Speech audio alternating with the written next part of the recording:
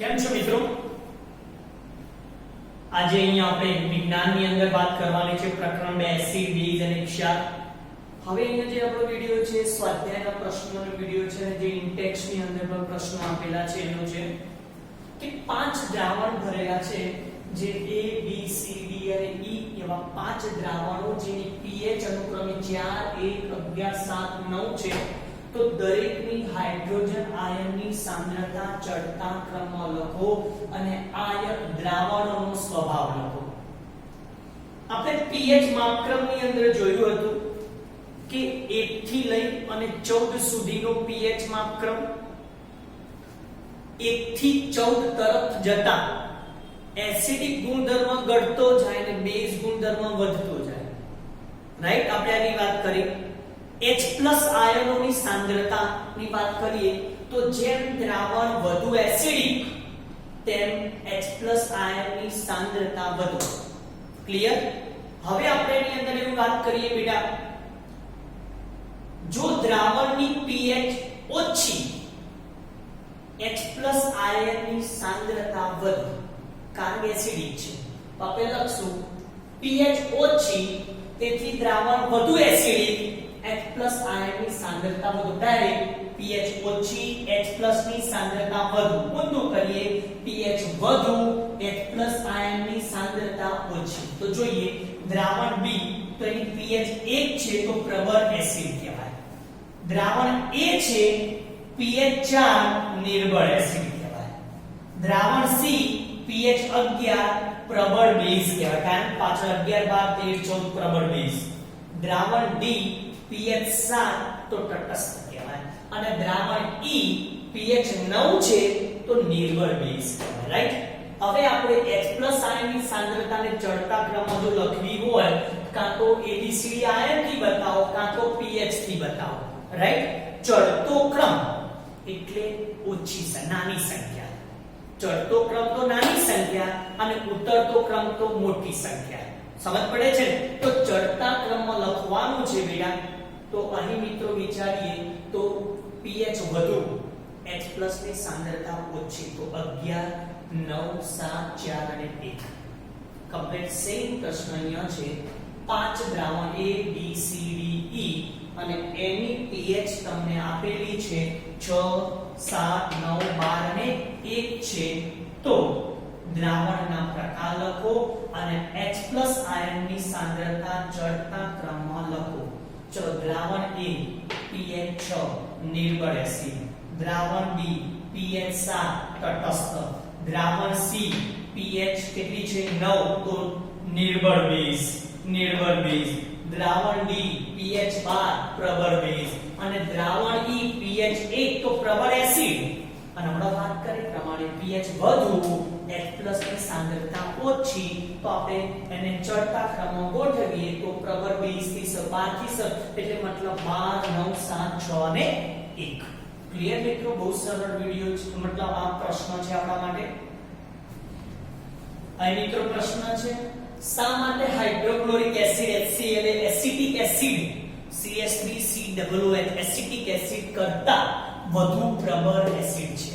હવે આવું કોઈ બી પૂછે, હાઇડ્રોક્લોરિક એસિડની જગ્યાએ સલ્ફ્યુરિક એસિડ પણ પૂછે તો મિત્રો યાદ રાખવાનું, જે વધુ H પ્રબળ હોય ને ત્યારે વધુ માત્રામાં H+ આયન ઉત્પન્ન કરે એવું લખી દેવાનું. કોને પ્રબળ બતાવો છે? Hydrochloric acid. તો હાઇડ્રોક્લોરિક એસિડ પાણી સાથે પ્રક્રિયા કરીને વધુ માત્રામાં H+ આયનો ઉત્પન્ન કરે છે, તેથી તે પ્રબળ એસિડ છે. હવે કોની વાત કરવાની? Acetic acid. એસિટિક એસિડ પાણી સાથે પ્રક્રિયા કરીને ઓછી માત્રામાં H+ આયન ઉત્પન્ન કરે છે, તેથી તે નિર્બળ એસિડ છે. આમ હાઇડ્રોક્લોરિક એસિડ એસિટિક એસિડ કરતાં વધુ પ્રબળ છે. હવે સલ્ફ્યુરિક એસિડ પૂછાય, અહીંયા ટાર્ટરિક એસિડ. તમને જો જેને પ્રબળ બતાવો જેમ શું કરે, પાણી સાથે પ્રક્રિયા કરી વધુ માત્રામાં H+ આયન આપે છે. સેમ આ વસ્તુ અહીંયા આપી છે, ખાલી પ્રશ્ન બદલી દીધું છે. હવે મિત્રો આપણને જે NCERT ની અંદર આવા બધા પ્રશ્નો પૂછાશે. કસનરી A અને B માં સમાન લંબાઈની મેગ્નેશિયમની પટ્ટી મૂકી છે. મેગ્નેશિયમની ધાતુ, કસનરી A માં હાઇડ્રોક્લોરિક એસિડ લીધો છે.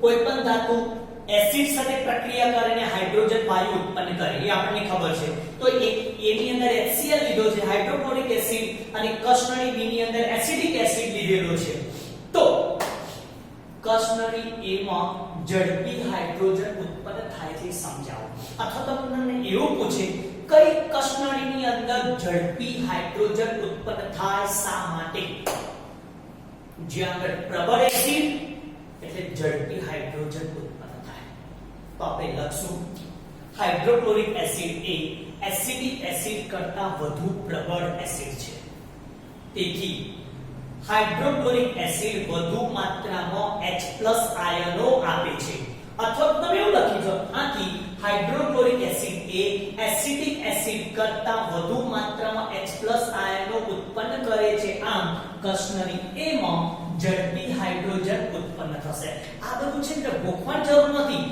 એક સમજ આધારિત ધારો કે પ્રબળ H+ આયન વધુ H+ આયન વધુ તો પ્રબળ આ જ કામ કરવાનું છે ક્લિયર આટલી વસ્તુ બેટા મિત્રો આપણે એવું યાદ રાખી દઈશું પ્રબળ એસિડ ચલે છે H+ આયનની સાંદ્રતા મતલબ સાંદ્રતા વધુ પ્રબળ એસિડ સાંદ્રતા ઓછી એસિડ પ્રબળ નથી ક્લિયર એટલે નિર્બળ એસિડ અને એ ચલે છે વિદ્યુત વહન H+ આયનની સાંદ્રતા વધુ H+ આયન ઉત્પન્ન થાય વધુ વિદ્યુતનું વહન કરે વિદ્યુતનું વહન વધુ કરે તો પ્રક્રિયા ઝડપી થાય મતલબ ઝડપી હાઇડ્રોજન વાયુ ઉત્પન્ન થાય દરેકમાં યાદ રાખી એટલે આપણું કામ ઝડપી અને સરળ રીતે થઈ શકે મિત્રો રાસાયણિક સૂત્રો લોકો ઘણી વખત 2 માર્ક્સ ની અંદર પૂછીએ છીએ આપણે ફક્ત રાસાયણિક સૂત્ર લખો sodium hydrogen carbonate NaHCO3 plaster of Paris calcium sulphate 1/2 H2O calcium sulphate 1/2 H2O આની સરખામણી જીપ્સમ સાથે કરી દો બેટા કેલ્શિયમ સલ્ફેટ 2H2O આને કેલ્શિયમ સલ્ફેટ હેવી હાઇડ્રેટ પણ કહેવાય છે કેલ્શિયમ સલ્ફેટ હેવી હાઇડ્રેટ તો પ્લાસ્ટર ઓફ પેરિસ CaSO પર 1/2 H2O ત્યારે જીપ્સમ ની અંદર કેલ્શિયમ સલ્ફેટ 2H2O યાદ રાખવાનું ઓફ નો એટલે અડધા પાણી અડધો H2O કમ્પ્લીટ ધોવાનું sodium carbonate Na2CO3 10H2O sodium carbonate Na2CO3 10H2O caustic soda sodium hydroxide NaOH ફોડેલો ચૂનો calcium hydroxide CaOH twice bleaching powder calcium oxychloride CaOCl2 sodium zincate Na2ZnO2 sodium zincate અને gypsum calcium sulphate 2H2O clear યાદ રાખજો આપણા માટે નવા છે અને પ્રશ્ન છેલ્લો આપણા માટે આપણા અહીંયા પી છે તો પ્રશ્ન છે ભાઈ અપચાના અથવા તો એસિડિટીના ઉપચાર માટે શું વપરાય તો પ્રશ્ન થાય એસિડિટી કેવી રીતે થાય તો જઠરની અંદર વધારે પ્રમાણમાં HCl જડે હાઇડ્રોક્લોરિક એસિડનો સ્ત્રાવ થાય તો એસિડિટી તો પછી પ્રશ્ન ઊંધો ભાઈ HCl કેમ વધારે પ્રમાણમાં સ્ત્રાવ થાય કારણ કે અપચો થાય તો અપચાના ઉપચાર માટે શું વપરાય તો આપણે અપચાના ઉપચાર માટે એન્ટી એસિડ પદાર્થો વપરાય જેને આપણે એન્ટાસિડ કહીએ છીએ અને એન્ટાસિડ એન્ટી એસિડ એટલે બેઝ વપરાય છે જેમાં કે સોડિયમ બાયકાર્બોનેટ અને મિલ્ક ઓફ મેગ્નેશિયા વપરાય કારણ આપો શા માટે કારણ કે તેઓ એટલે સોડિયમ